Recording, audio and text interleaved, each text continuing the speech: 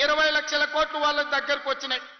20 లక్షల కోట్ల రూపాయలు వాళ్ళ జేబుల్లో ఉంటే 2000 కోట్లతోని ఎస్ఎల్బీసీని ఎందుకు పూర్తి చేయలేదో అడగండి. ఇవాళ ఈ ప్రాంతంలో ఉన్న సాగునీటి ప్రాజెక్టులు ధర్మారెడ్డి కాలువ కావచ్చు, పిల్లాయపల్లి కాలువ కావచ్చు, లేకపోతే గంధమల్ల కావచ్చు, ఏ ఒక్క ప్రాజెక్టు కూడా పూర్తి కాలేదు. 10 ఏళ్లలో ఇవాళ మనం పూర్తి చేయాలి అనుకుంటే కాళ్ళల్లో కట్టెబెట్టి కింద పడేయాలని చూస్తూ ఇవాళ మీకు ఎందుకు మెడికల్ కాలేజ్ కట్టలేదు? ఇవాళ యాదగిరి గుట్ట మీద కాంట్రాక్టులు ఇచ్చి ఎవరికి మెక్కినరో ఇవాళ మీకు అందరికీ తెలుసు. నేను ఆరోపణలు చేయదలుచుకోలేదు, దేవుడిని వివాదాలకు రాజకీయాలకు లాగదలుచుకోలేదు. కానీ అది ఊరికే పోయిందా? యాదగిరిగుట్ట లక్ష్మీ నరసింహస్వామి దగ్గర జరిగిన అపచారానికి మూల్యం చెల్లించలేదా? మన ప్రభుత్వం ఏర్పడ్డ నాడే బొక్కవోర్ల పడి మక్కెలు ఇరగలేదా? మీకు తెలియదా? చేసిన పాపాలు ఎక్కడికి పోవు, మన ఎంబడే వస్తూనే ఉంటాయి నీడలాక.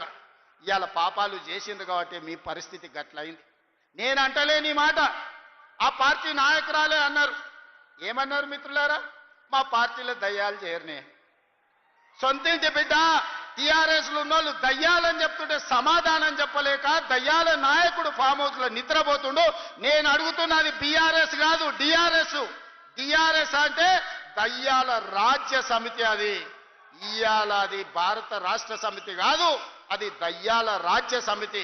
అందుకే ఇవాళ ఈ వేదిక మీద నుంచి తెలంగాణ ప్రజలకు నేను మాట ఇస్తున్నా, అవి దయ్యాలు కాదు, కొరివి దయ్యాలను వాళ్ళని పొలిమేర్లు దాటే వరకు తరిమి కొట్టే బాధ్యత 4 కోట్ల తెలంగాణ ప్రజల తరఫున మీ సోదరుడిగా నేను ఆ బాధ్యత తీసుకుంటా. ఖచ్చితంగా ఈ కొరివి దయ్యాలను పొలిమేర్లు దాటే వరకు తరిమి కొట్టాలి. దాంట్లో మీ సహకారం ఉండాలి. నల్గొండ బిడ్డలు ముందు బాగానే నిలబడాలి అని చెప్పి నేను మా మిత్రులకు విజ్ఞప్తి చేస్తున్నా. ఇవాళ మిత్రులారా, నేను ప్రభుత్వ ఉద్యోగుల గురించి చర్చించినాం.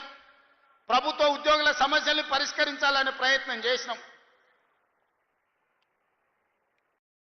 వాళ్ళ డిఏల సంగతి, వాళ్ళ సమస్యల సంగతి మా బట్టి విక్రమార్క గారు, మా నాయకులు శ్రీధర్ బాబు గారు అందరు చర్చించి ఒక కొలిక్కు పట్టుకొచ్చినాం.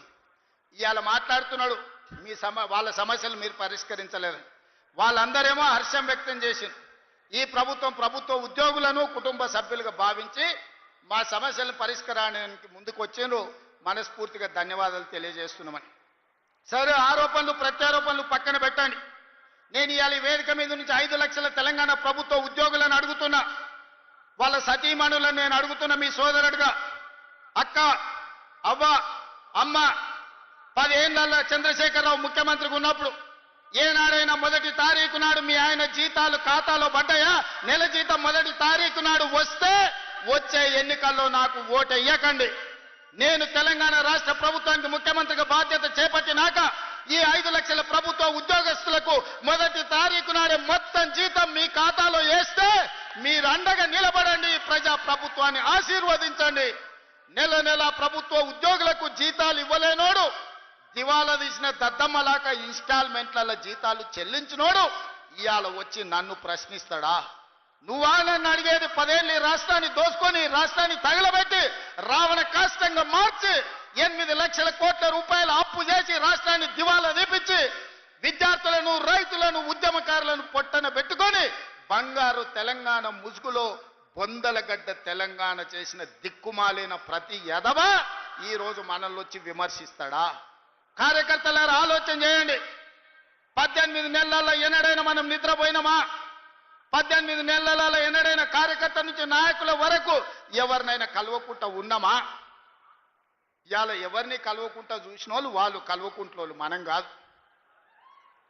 ఎన్నిసార్లు బయటకు వచ్చిండు, ఎన్నిసార్లు ప్రజల్ని కలిసిండు ఆయన అడగండి. మా అక్కల్ని అడుగుతున్నా, అక్క ఏనాడైనా ముఖ్యమంత్రిని చూసిర్రా? ఇంతకుముందే వాసాల మర్రిలా ఆయన వచ్చినాడు. ఎవరికి? ఆకుల ఆగవకు అల్లనేరేడు పండించిండంట. ఆ అల్లనేరేడు పండి తిన్నందుకు ఆమె పోయి దావకాల్లో అంటే మా అక్క కూడా ఇక్కడికి వచ్చే ఉంటుంది నాకు తెలిసి. ఇవాళ వాసాల మరిలో ఇళ్ళని కూలగొట్టి శ్మశానం చేసి కూర్చున్నాడు. దాని ఆదర్శ గ్రామంగా తీర్చిదిద్దుతా అన్నాడు. మరి ఆ వాసాల మరి పరిస్థితి ఏముందో నాకైతే తెలియదు. కానీ మా చామలకీరను, మా బీర్ల ఐలేను పోయి చూసిరమ్మంటున్నా.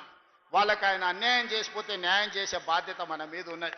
వాళ్ళ ఉన్న ఇల్లు ఇల్లు వీకి పందిరేసి, పందిరి కూడా కాదు, ఇల్లు వీకి మొత్తం ఎక్కడిదక్కడ చేసిపోయింది. వెనకటికి అందుకే పెద్దోళ్ళు చెప్పారు, పనిమంతుడు పందిరేస్తానంట కుక్కతోక తలిగి కూలిపోయిందంట.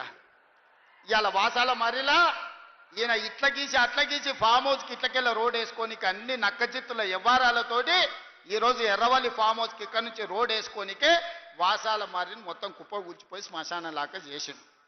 మరి నాకైతే బాధ్యత ఉంది కదా. ఆయన అల్లకల్లోలం చేసినా, ఆగమాగం చేసినా అన్నిటిని సరిదిద్దాలన్న ఆలోచనతోటి ఇవాళ రైతులను కావచ్చు, ఆడబిడ్డ మహిళల్ని కావచ్చు, విద్యార్థులను కావచ్చు, నిరుద్యోగ యువకులను కావచ్చు, ఉద్యమకారులను కావచ్చు, దళితులను కావచ్చు, గిరిజనులను కావచ్చు, ఆదివాసులను కావచ్చు, మైనారిటీలను కావచ్చు, వీళ్ళందరి కష్ట సుఖాలు తెలుసుకొని విధి విధానాలు తయారు చేసి ఇవాళ వాళ్ళందరినీ అభివృద్ధి పాఠం వైపు నడిపించాలని నేను ప్రయత్నం చేస్తున్నాను. మిత్రులారా, నేను ఇవాళ సూటిగా